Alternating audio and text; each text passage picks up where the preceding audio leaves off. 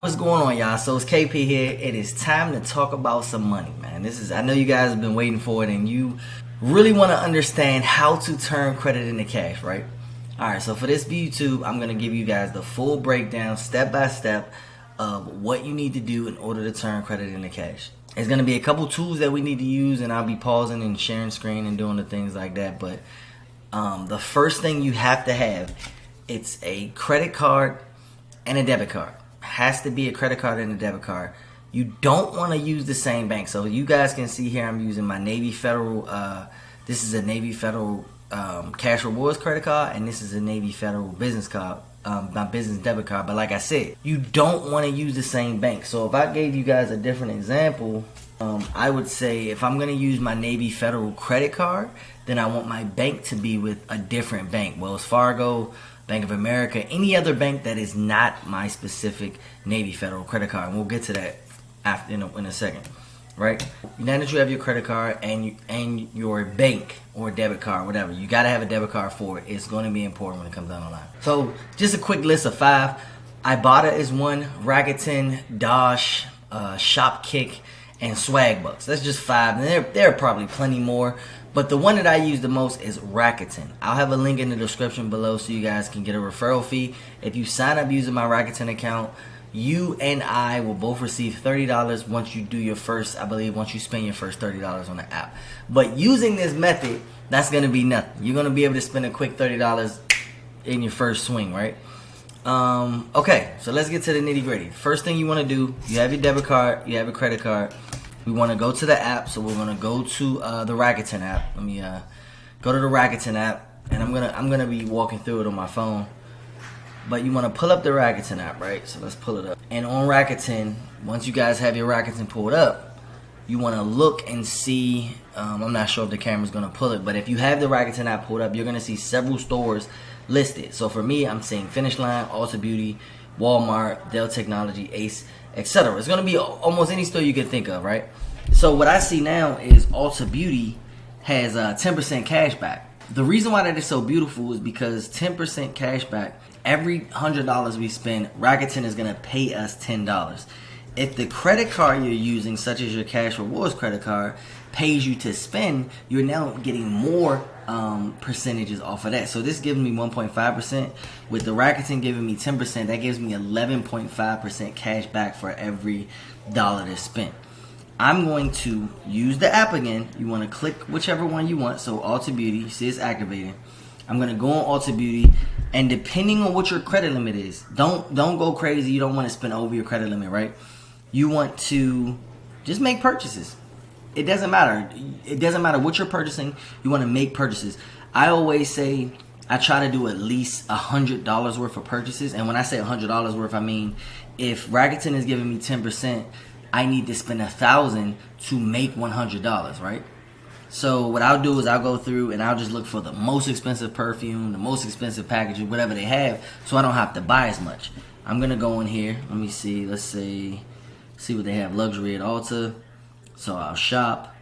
And a good way to sort. I know a lot of times we typically sort by low to high when we're spending our own money. I'm actually gonna sort by high to low and see what do they offer that is a really high price product, right? Ulta Beauty typically has makeups and things for like $500-$600, like bundle packages, right? So let's say on the site I'm able to find 2 makeup bundles for $550. As long as my credit card can handle an $1,100 purchase, I'll go ahead and make that purchase through Rakuten, get it sent to my house. So I just spent $1,100 on my credit card. Rakuten is going to give me 10% of that, which is $110, and it's going to be loaded into my Rakuten account, right? Okay, KP, I spent the money. What's going on? I got to pay that $1,100 back. I don't have that money. Hold your horses. It's cool. I understand. What's going to happen now is when the Rakuten item arrives, when it arrives to your house, we're going to pack it up and take it back to the store. So I do believe I missed a step, which I apologize. The stores that you select, you want to make sure that you have one in your area because you are going to have to take it back to the store. So for my example, Ulta Beauty, there's an Ulta Beauty within like 20 minutes from my house, so that's why I chose that. Don't choose like a store where it's like a Saks off Fifth and there's not one within 2 hours of your house, choose a store that is within your house, within like 30-40 minutes or a comfortable driving range to your house, because you are going to have to return these items. So how it works is, we bought it with Rakuten. We waited for it to get to our house. Remember, I spent $1,100. I am now going to take the items back to Ulta Beauty, but this is where it gets tricky. This is where you guys have to really understand why we needed the debit card. When you return items at certain stores, they will ask you to insert your card that you used to purchase it. Y'all with me? So what that means is they will accept the return on any card that you put in, but they need you to put in the card that you purchased it with. So for me, remember, I use my Navy Federal Cash Rewards credit card to make the purchase, but when I go to make the return, I'm going to insert that debit card to whatever bank that I had. Y'all with me? What does that do? I spent $1,100 on my credit card. I got the reward points for the credit card, and I got the reward points through Rakuten. I went to make the return, and I returned $1,100 to my bank account. What I'm going to do now, once the money clears to my bank account, it could take 3 to 5 business days. It typically takes a little time. But I'm going to take the money from my bank account and pay my credit card back in full. No money spent. Y'all with me? So now, the credit card said, hey, you spent $1,100. We're going to give you 1.5% of that to your credit card. Rakuten said, hey, you spent $1,100 with a 10% cashback special. We're going to give you $110. So I just made 110 plus, I don't have my calculator. Let me see. I just made 110 plus $1,100, $16. So I made $126.50 from nothing. All I had to do was wait for the Rakuten stuff to get to my house, do the return, switch it, send it back on debit, pay my credit card back. What that also does is tell my credit card company, hey, I am using this credit card and I'm paying it back in full on time every time. You rinse repeat that process for about 3 to 6 months, and your credit card company should ask you for a credit, or not ask you, but they should give you a credit limit increase, because now what's happening is you are spending credit with them and always paying it back. You're becoming a financial responsible person, because it's like, hey, this person spends $1,500, $2,000 every month with this card, and they're always paying it back in full. We're giving them the cash rewards. They're paying us back. We're giving them the cash rewards. They're paying us back. It's a rinse repeat process. So this credit card can start off with $1,000. And by doing this method over a year, you can increase this to anywhere from $5,000 to $10,000. You know, it also depends on your personal credit score and different things like that. But let's say you are doing it the right way. I've seen cases where people are starting off with $500 Capital One credit cards, and after a full year, that $500 is now $15,000 because they're able to manufacture, spend, and build on that, right? Okay, so let's go back to explaining more in depth of what you guys have to do, because I don't want you guys to just think this was that was it. All right, so let's break it all back down. The first step is to make sure that you guys have a credit card of at least $500. The more your credit limit, the more you're going to be able to spend, the more cash back you're going to earn, the more you're going to earn on the apps, right? But you don't have to stress not having a high credit limit. You can also, pay down your credit card so you're able to spend more to make the money to get it back. So an example would be, if I have one specific credit card that I do all my purchases on, I probably won't use that card because I'm always actively using it. Then if I have a credit card that I'm never really using, that's probably the one that I'm going to use the most. And I always tell my clients and the mentees, start with one card and just max it out. Like, whatever your one card limit is, max it out with purchases. Do the manufacturer spending method until it starts to raise the credit score. And then if it raises higher than one of your other cards, switch. So now you're using different cards, right? That's one way. Another way is just organic spending. The organic spending method is using your credit cards for everything. So remember, I have a debit card and I have a credit card. There is no reason for me to use the debit card for any purchases outside of stuff that a credit card can't take, which is virtually nothing. An example would be, a typical day, if I have to drive to work, I have to put gas in my car. Let's just say I spent $50 on gas.